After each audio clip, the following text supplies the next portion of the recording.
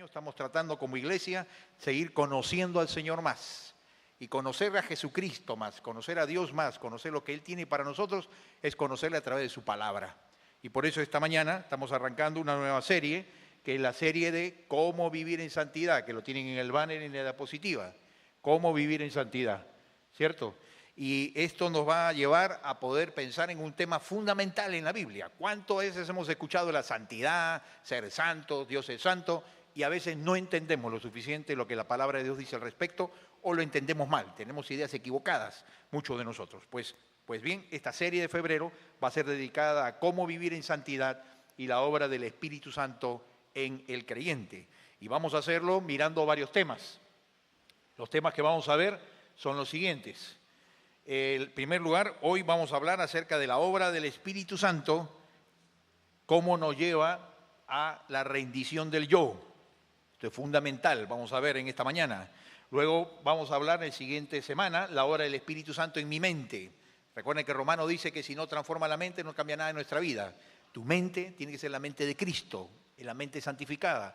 ¿Cómo tener la mente de Cristo para no caer en que nuestra mente nos lleve a nosotros como barco al garete, ¿no? A cualquier cosa? Es gobierna tu mente bajo Cristo y serás de Cristo.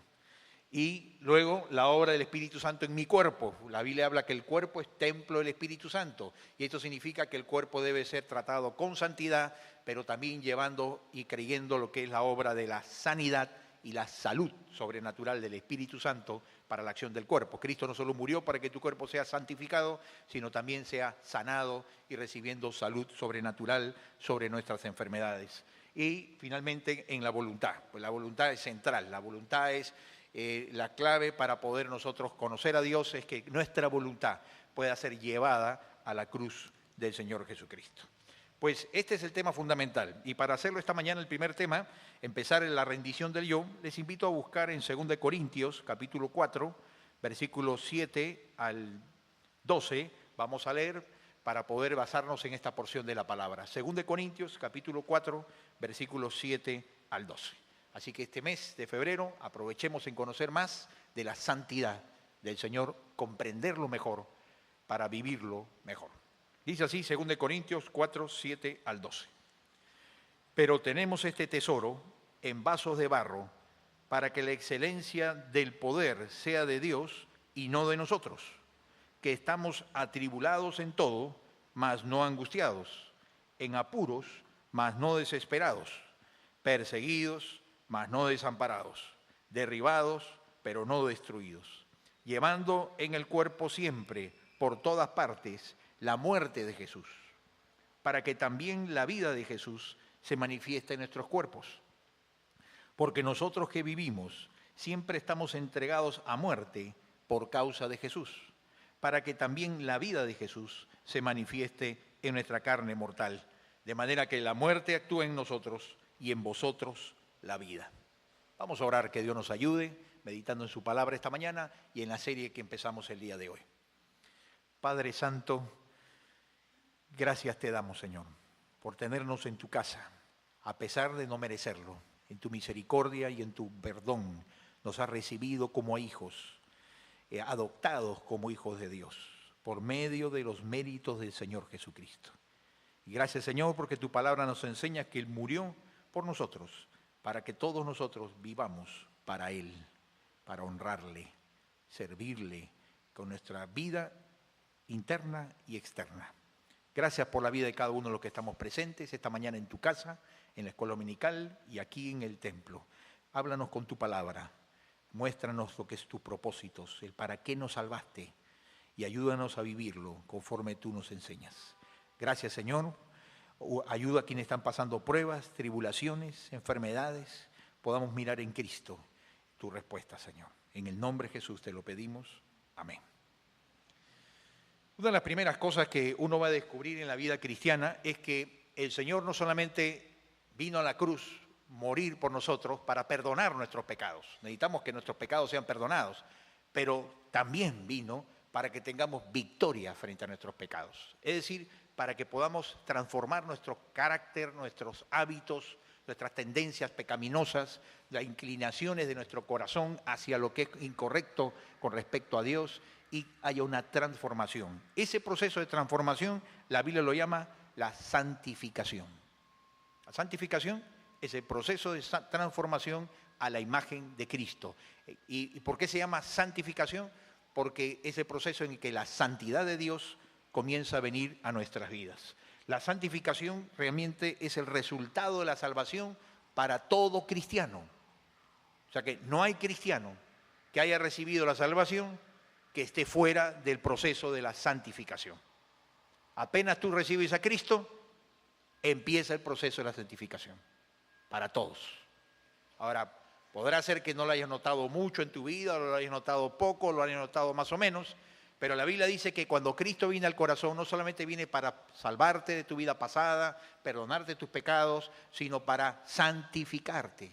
Y esto vamos a ver qué significa más en un momento, pero Pedro dice claramente, Pedro dice, sino que como aquel que os llamó es santo, Dios que nos llamó es santo, sed también vosotros santos en toda vuestra manera de vivir. Quiere decir que la santidad nace y proviene del hecho del ser de Dios. Dios mismo es santo. Y porque Él es santo, Él es alguien limpio, puro, entonces Él demanda y quiere llevarnos a transformarnos a nosotros a como Él es. ¿Para qué? Para que siendo como Él es, tengamos más comunión con Él. Podemos tener más compañerismo, más cercanía a Él al parecernos a Él. Al no parecernos tantos a Él, al no ser tan semejante a Él, nuestra relación con Él siempre será distante de espectadores o religiosa nuestra relación, pero no íntima, personal y transformadora. Entonces, la condición para que podamos estar cercanos al Señor es que Él, que es santo, nos santifique a nosotros. Por lo tanto, el resultado de la salvación es que todos necesitamos ser santificados por el Espíritu Santo desde el día en que lo recibimos al Señor, en ese momento. Antes de conocer a Cristo, antes de entregarte al Señor, antes de recibir el Espíritu Santo un momento en tu vida, Dios no puede santificar tu vida, porque no está el Espíritu morando en tu corazón. Y Él viene solo el día en que te arrepientes y te entregas a Cristo. En esa decisión personal empieza el proceso de la santificación. Ahora, este proceso de la santificación hay que entenderlo bien.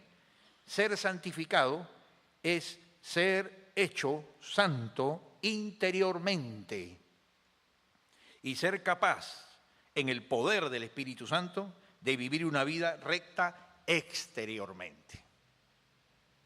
El proceso de santificación, véanlo bien, empieza en la segunda línea, dice, ¿dónde? Afuera. No, ¿dónde comienza la santificación? Dentro tuyo, internamente.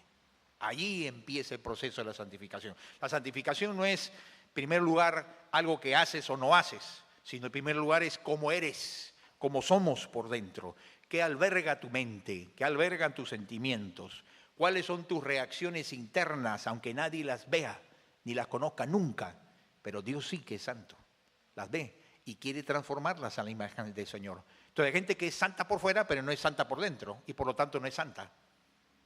Porque la santidad inicialmente es interna. Jesucristo lo dijo en forma muy sencilla, gran maestro que es el Señor, maestro de maestros, el Señor Jesucristo. Él dijo, el vaso, ¿cuándo está limpio? ¿Cuando está limpio por fuera o cuando está limpio por dentro? Él dijo, cuando está limpio por dentro, el vaso está limpio. Quiere decir, por eso que Jesús le decía a los fariseos, sepulcros blanqueados, pero que estáis llenos de huesos muertos. Serán sepulcros por afuera, la lápida bonita, flores ordenaditas, jardincito verde, todo bien regado, pero adentro habían huesos muertos. Entonces la santificación no es que tú te comportes como una religión mande, sino que significa que tú interiormente, tu interior está siendo gobernado, guiado, controlado, sujeta cada actitud, pensamiento, reacción interna que nadie ve al Señor por el poder del Espíritu Santo, porque esto no lo puede hacer nadie con su propia sola voluntad. Esto es lo que dice John MacArthur, famoso predicador. Me gusta la frase, muy descriptiva. Empieza de lo interno y va a lo externo la santificación, no al revés. como a veces pensamos, cuidamos mucho las apariencias. A veces hemos convertido el testimonio, cuida el testimonio más común cuidar apariencias que común vivir en santidad realmente. Y a mí no me interesa cuidar el testimonio externo, sino cuidar mi conciencia interna en primer lugar. Como tú te ves y como Dios te ve. Ahora, esto significa entonces que la obra del Espíritu Santo significa en primer lugar la santificación, es en primer lugar apartarnos de todo pecado conocido. Apartarnos de todo pecado conocido. Toda cosa contraria a la palabra de Dios que tú, repito, no empieza en la conducta exterior, sino que comienza en tu conducta interior. Apartarte de todo pecado conocido. ¿No? Porque el resentimiento, el odio, el discriminar disimuladamente son pecados que solamente tú lo puedes ver y Dios, pero no lo ven los demás. ¿Y son pecados o no? Claro, porque están yendo contra la palabra. Así que es apartarnos de todo pecado conocido, interno y externo. Luego es entregarnos completamente al Señor. Esto es santificación, es decir, es la dedicación de nuestra vida. Dios no solamente quiere que la santificación sea un lado negativo del renuncio al pecado, sino también el lado positivo de renuncio a esto que Dios no quiere para dedicarme a esta actitud, a esta conducta, a esta reacción, a esta manera de pensar, a esta forma de vivir que Dios quiere que nos dediquemos más a desarrollar. Es el fruto del Espíritu Santo: amor, dominio propio, perdón, benignidad, amabilidad, gozo, paz. Entonces el Señor quiere que la presencia de Cristo se desarrolle y eso se llama dedicarnos al Señor. Y esto en suma significa que santificación es poder reflejar su santidad y a través de ello la imagen de Dios en nosotros. Esa es la santificación a la que Dios nos ha llamado. La vida cristiana es no solamente un llamado a la salvación, no es un llamado al arrepentimiento, sino es un llamado a la santificación. Todos los cristianos y la iglesia somos llamados a ser santos, como Él es santo. Y esto no significa que huelas a incienso, ni tengas cara de cordero degollado, ni te hagan estampitas, sino significa el proceso de transformación interna y externa, permanente, todos los días de nuestra vida. Y debemos ir creciendo en ese proceso de santificación. Los años en la vida cristiana no se cuentan por los años cronológicos, sino por el crecimiento en maduración en nuestra santificación de nuestras vidas. Ahí es donde se ve más la madurez. Los años no son necesariamente madurez, ni emocional ni espiritual, como sabemos muy bien. La madurez es cuando se da la santificación gobernando nuestras vidas. El Espíritu Santo también nos santifica a nosotros, significa que la santificación es un proceso y una batalla diaria. Es un proceso y una batalla diaria. Pablo nos explica esto. La santificación es cada día, hermano. No interesa si tú fuiste santo un día. Hoy, ¿estás viviendo en santidad? Eso es lo que interesa. Nadie vive la santidad, envejece, se apolía, se pone amarillenta y deja de ser vital. La santificación es la presencia renovada del Espíritu controlando las áreas de nuestro corazón. Y necesita cada día ser renovada. Cada día. Es diario. Y esto Pablo lo explica muy bien en este pasaje. Pablo, hablando de esta experiencia del morir al yo, dice: con Cristo estoy juntamente crucificado. Y ya no vivo yo, mas vive Cristo en mí. Y lo que ahora vivo en la carne, es decir, en este cuerpo mortal, dice Pablo, lo vivo en la fe del Hijo de Dios, el cual me amó y se entregó a sí mismo por mí. Pablo lo que está diciendo es que lo que él declara es que él está viviendo ahora como él entiende que el Señor quiere que vivamos los cristianos para entender la santificación. Y es que ya no vive él controlando su vida, ya no es su yo como estuvo siempre acostumbrado, y todos nosotros hemos estado acostumbrados a nuestro yo, a hacer lo que queremos, lo que nos interesa, lo que nos gusta, lo que nos parece, lo que opinamos, lo que siempre hemos hecho en nuestra casa, en nuestro matrimonio, en nuestra familia y conforme hemos aprendido en la vida, en el hogar, la universidad y en la profesión.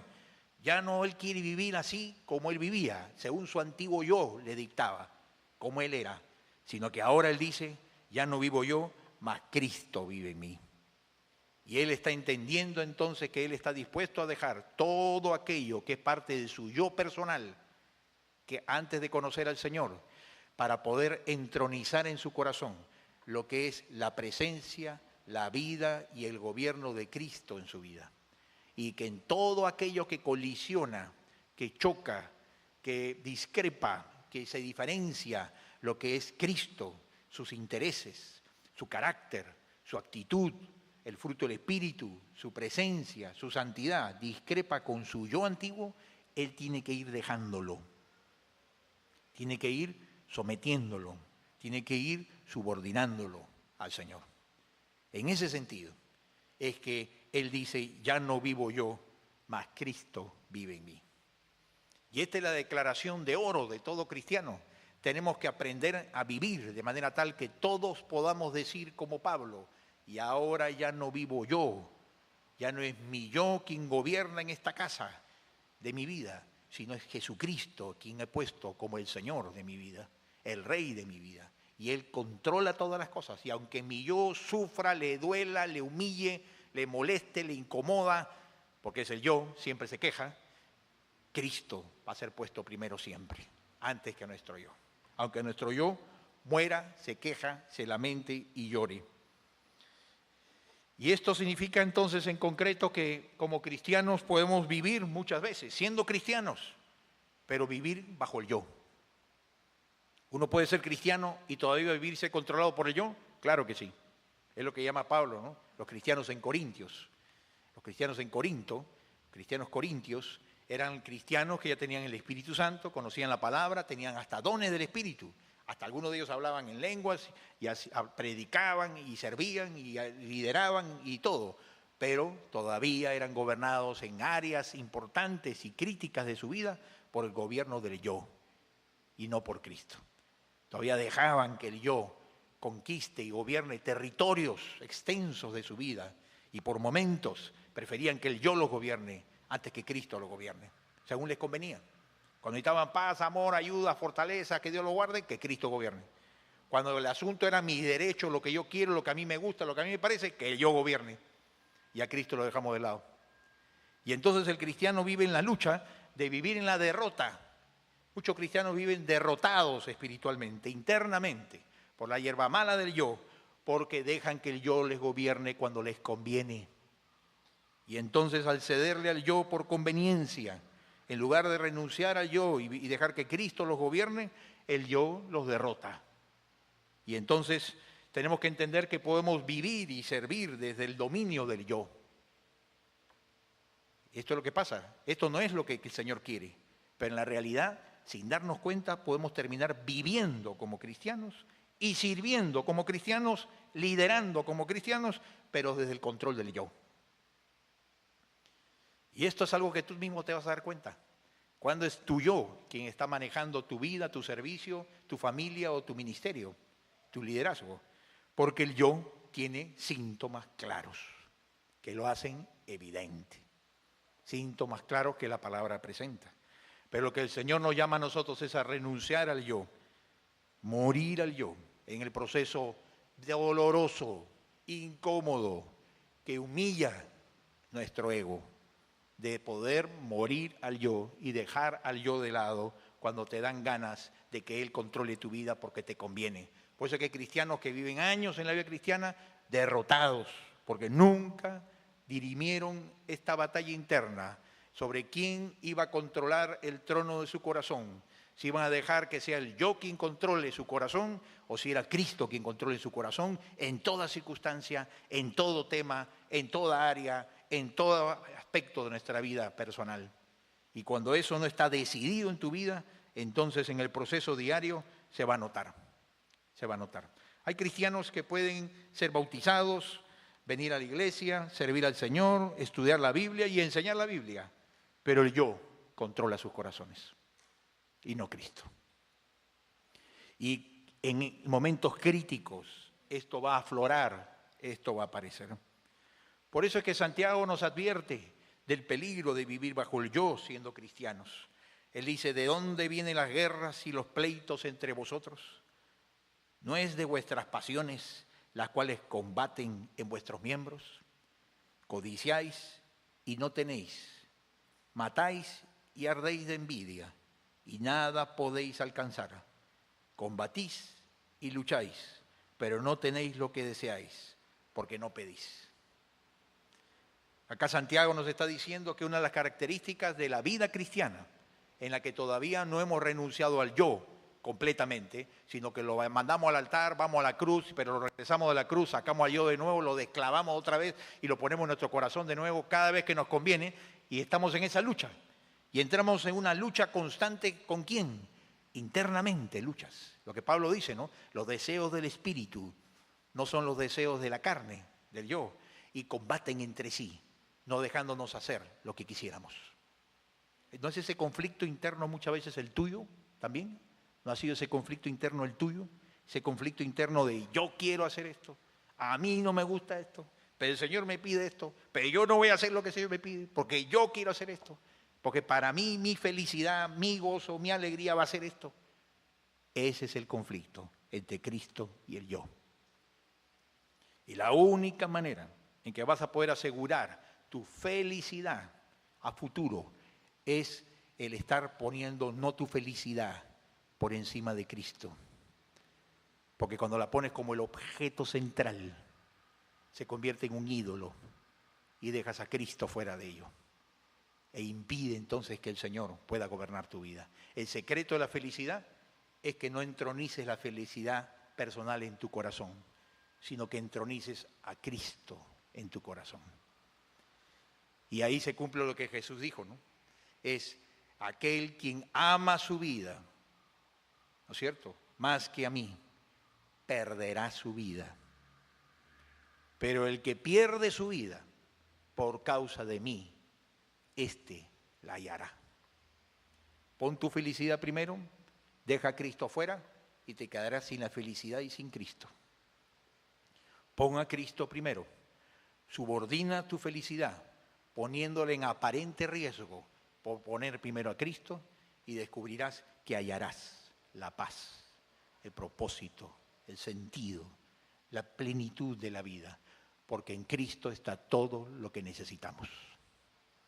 Él es el todo en todos y para todo. Dios ha puesto a Jesucristo como la viga maestra, el fundamento, la savia del árbol de nuestras vidas, la vida misma del ser humano.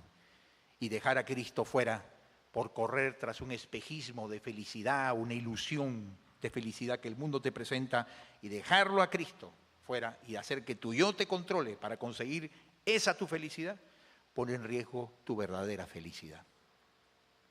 Eso es lo que la palabra nos dice claramente. El que ama su vida más que a mí, la perderá. La perderá. Por eso es que Santiago va a decir claramente que la clave de la película aquí es que aprendamos a renunciar al yo. Y él lo pone en una frase contundente, que a veces es media agresiva para nosotros en estos términos contemporáneos, ¿no?, que usamos nosotros tanto, del diálogo, la convivencia, la multiculturalidad, la tolerancia, ¿no? Que acá el Señor es claro, dice: someteos a Dios, punto. La solución de tu vida y de mi vida para que el yo no nos controle es solamente una, y es someterte al Señor. Es que Él controle tu vida. Solamente, Santiago nos dice, solamente cuando estamos decididos, cuando hemos entendido que hemos perdido tanto tiempo, tantos años, dando vueltas en el desierto, tantas veces en luchas, en agonías, en penumbras y en tristezas, en derrotas sin fin, porque hemos estado siempre poniendo al yo en el centro del corazón, finalmente, y traicionando y dejando a Cristo en los momentos críticos. Solo cuando entendemos eso, estamos dispuestos a poder tomar la decisión de decir: Señor, tú vas a ser mi única autoridad, suprema, irrefutable, incuestionable. O mejor dicho, para ser más honesto, te voy a cuestionar un montón de veces, pero al final de cuentas de todas las cuestiones, pensamientos, dudas y reclamos que tenga contra ti, Señor, siempre te voy a obedecer. Aunque me parezca lo más loco, lo más rayado, lo más contra mis intereses personales. Tú, Señor, serás mi autoridad. Siempre, en todo. Matrimonio, hijos, dinero, vida personal, servicio, relaciones interpersonales, hijos, todo. Tú serás mi máxima autoridad. Y solo cuando uno llega en su vida cristiana a ese momento crítico de poder quebrantarse, de poder humillarnos y poder decir, Señor, tú serás mi autoridad, pase lo que pase en mi vida, nunca te dejaré. Y me voy a someter a ti completamente, aún en lo que no me gusta, en esto y esto que tú sabes que no me gusta, te voy a obedecer. Recién allí te sometes a Dios. Y recién allí ocurre lo que ocurre acá, dice Santiago. Al someterte a Dios, podrás resistir las fuerzas del mal que tratan de destruir tu vida, venderte el Estadio Nacional por un ladrillo para que alcances tu felicidad, mandarte al desvío, y te va a poder permitir tener victoria espiritual, victoria interna, adentro primero, para poder tener victoria externa en tu corazón. Te pregunto, ¿tú ya tomaste esta decisión en alguna vez en tu vida cristiana? De ir ante el trono del Señor y decirle, Señor, reconozco y acepto todas las veces que me he hecho la vaca, me he hecho asueto, he tirado la pera, me he escapado de tu trono y he agarrado al yo cada vez que me quiero salir con la mía, y me he llenado de razones y argumentos que el yo me da, pero el yo me va a dar una biblioteca de razones, si te va a poner conexión online, si te faltan más argumentos para hacer lo que te da la gana, y para que hacer lo que te da la gana es tu felicidad, es tu bien, es excelente, razonable, sabio y bueno, solo que Dios no está de acuerdo. ¿Has tomado esa decisión de decir, Señor, renuncio a la biblioteca de las razones para no obedecerte y te voy a obedecer siempre, sujetando mi razón, mi emoción y mi interés personal, cuando va contra tu palabra? Esa es la decisión que pasa por la santificación, que todo cristiano que quiere entrar a la vida victoriosa, a la vida estable, a la vida de crecimiento espiritual, a un territorio nuevo de dimensión espiritual en su vida, de riqueza, de conocer al Señor más, amar al Señor más, amar a la gente más, de vivir más establemente, más permanentemente, ya no subidas y bajadas, idas y vueltas y vueltas y vueltas en el mismo lugar. Ese es lo que el Señor quiere para tu vida. Pero pasa solamente por esta puerta estrecha de reconocer que necesitamos tomar la decisión consciente, voluntaria, intencional, de someterte al Señor para el resto de tu vida, en todas las áreas de tu vida, que Él te pida someterte. Cuando tú tomas esa decisión, hay un cambio progresivo en tu vida y tú mantienes esa decisión constantemente. Sí, Señor, yo ya tomé la decisión que tú vas a ser mi rey, así que en esto que estoy discrepando con la palabra o con lo que tú me pides, Señor, sí, Señor, te voy a obedecer. Y en ese proceso el Señor comienza a sacar todos los cachivaches y la basura de nuestro corazón y comienza a poner más de su presencia, de su paz, su gozo, su fe, su amor. Te da capacidad de amar, te da fe, te da hambre por la palabra, te da entendimiento por la palabra. Tu entendimiento de la palabra se profundiza. Es como que te cambian la retina y te la cambian por microscopio y después por telescopio y captas más de quién es Dios, qué quiere para tu vida. Tienes una nueva sabiduría espiritual. Los frutos y las bendiciones de la rendición del yo son innumerables en nuestra vida. Las consecuencias prácticas de esto. Te pregunto, ¿has entrado a esta decisión de la rendición del yo y la has mantenido en tu vida constantemente?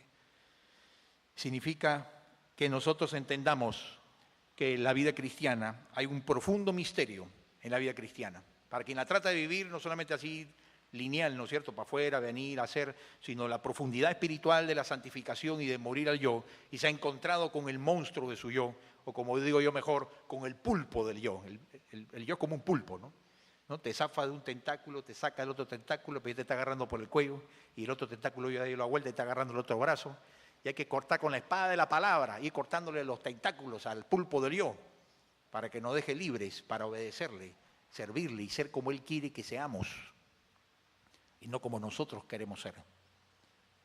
Y servirle como Él quiere que le sirvamos, y no como nosotros queremos servirle, en nuestra condición natural, caída. Entonces, esta es la paradoja y el misterio de hay que morir para vivir. ¿Quiere vivir la vida cristiana en plenitud? Tienes que morir. ¿Quiere vivir la plenitud de la paz? Hay que morir. ¿Quiere vivir la plenitud de la victoria en tu casa? Hay que morir al yo. ¿Quiere vivir la bendición de Dios en el servicio, ver poder, gente transformada? No solo que hagas cosas, sino vidas transformadas con poder milagrosamente. Hay que morir. ¿Quieres ver que el Espíritu de Dios sobre en tu corazón y en tus hijos? Padres, hay que morir. ¿Quieres vencer vicios, adicciones, pecados, esclavitudes? Hay que morir. ¿Quieres vencer pecados que te tienen agarrados hace rato? Orgullo, soberbia, resentimiento. Hay que morir al yo. ¿Quieres entrar en una etapa más profunda de conocer al Señor? Estar más cerca a Él, ser más usado por el Señor. Hay que morir al yo. Y hay que morir más de lo que ya has muerto, si ya has muerto en algo. Ese morir al yo lo refleja muy bien Pablo en este pasaje. Y aquí quiero terminar. Este pasaje nos explica dos lecciones profundas de lo que es cómo morir al yo. Él dice, llevando en el cuerpo, nota tú cómo habla de la muerte y la vida. Son dos versículos, en el 10 y en el 11 habla de muerte y vida. Nótalos tú, como tarea, a ver, enfócate, muerte y vida en ambos. Sí, te habla que primero hay que morir y después hay que vivir. Dice, llevando en el cuerpo siempre por todas partes la muerte de Jesús, para que también la vida de Jesús se manifieste en nuestros cuerpos. Porque nosotros que vivimos siempre estamos entregados a muerte por causa de Jesús. ¿Para qué? ¿Para que vivamos muertos? No, para que también la vida de Jesús se manifieste en nuestra carne mortal. Y aquí Pablo nos está dando una explicación profunda, clarificadora y desafiante de esta relación entre la paradoja que hay que tenemos que morir si quieres vivir en plenitud. Si tú crees que vivir en plenitud es ganar más plata, tener más cosas, pasear más, viajar más, comprar más, ropa más bonita, divertirte más, no sabes nada de la vida. Porque como Jesucristo bien dice, la vida del hombre no consiste en la abundancia de los bienes que se posee. Puedes tenerlo todo y estar más seco que un cactus en el desierto, muriéndote por dentro, vacío. Y tú ya lo sabes, porque ya lo has vivido en alguna manera, esta experiencia de la falsa realidad del materialismo, el consumismo y el placer como forma de llenar el corazón. Jesús dice, la vida verdadera es morir al yo, morir al yo. Ahí está la vida verdadera. Cuanto más desciendes y mueres al yo, más riqueza espiritual tienes, más riqueza tenemos y más te das cuenta que aún te falta morir más al yo. Y vas a seguir muriendo al yo toda tu vida. Y en la medida en que más cavas, más profundo, más aguas frescas, más aguas cristalinas, más aguas en abundancia aflorarán de esa experiencia. Entonces, ¿hasta dónde estás dispuesto a morir al yo tú? ¿Hasta dónde estás dispuesto? ¿Hasta dónde has llegado? Aquí hay que descender para poder ascender. Hay que humillarse para ser exaltados. Y entonces pensé, tenemos que mirar en comparación estos dos versículos para que lo hagamos claramente. En primer lugar, noten que en el verso 10, ¿no? 10 equivocado abajo, es el 4:10, Pablo dice, llevando siempre la muerte de Jesús. Este llevar siempre la muerte de Jesús nos dice que en primer lugar la muerte al yo debe ser una actitud, una decisión personal de someternos a Dios. Decir, ¿esto que iba a hacer? No lo voy a hacer, porque esto es del yo. Esto que iba a decir, no lo voy a decir. Esto del yo. Y esta reacción que iba a tener, me pongo a pensar, esto es del yo, no es de Cristo. Y voy a dañar gente, y voy a dañar personas, y voy a dejar que yo me controle más antes que me controle menos. Ese llevar siempre la muerte de Jesús implica el concepto de participar en un proceso espiritual de la muerte de Jesús, es el proceso de ir muriendo. ¿Sabes cuál es la palabra muerte aquí? En el griego, es la palabra necrosis. Necrosis. ¿Tú has escuchado cuando a veces los médicos dicen que se ha necroseado el tejido porque se ha ido muriendo, hay que cortarlo y sacarlo? La peor manifestación es la gangrena, ¿no? Aquí habla de la muerte como un proceso. Es decir, que tenemos que participar de la necrosis de nuestro yo, que vaya muriendo, ir dejándolo. Al yo se lo mata de hambre, no alimentando sus deseos carnales. Cuando tú le dices no al deseo del yo, que te pide, te exige, te ruega, te suplica y te saca a la biblioteca, y tú le dices no, entonces va muriendo el yo y va permitiendo que Jesucristo tome esos lugares en tu corazón y en tu mente que iba a tomarlos tu viejo yo, que tanta tristeza y derrota ya nos ha traído. Pero dice siempre, por todas partes, siempre. La muerte es siempre. Cada día que yo me levanto, voy a orar al Señor y sé que ese día tengo que morir al yo.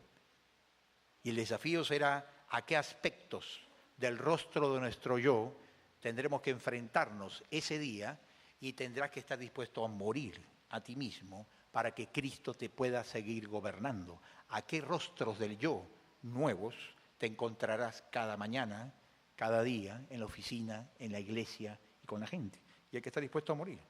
Y dice que entonces la consecuencia es que la vida de Jesús se manifestará, se hará evidente. Ese manifestarse significa que se mostrará, se demostrará, se hará palpable ante los demás, que la vida del Señor, la presencia del Señor, la paz del Señor, el Espíritu del Señor se manifiesta en tu vida.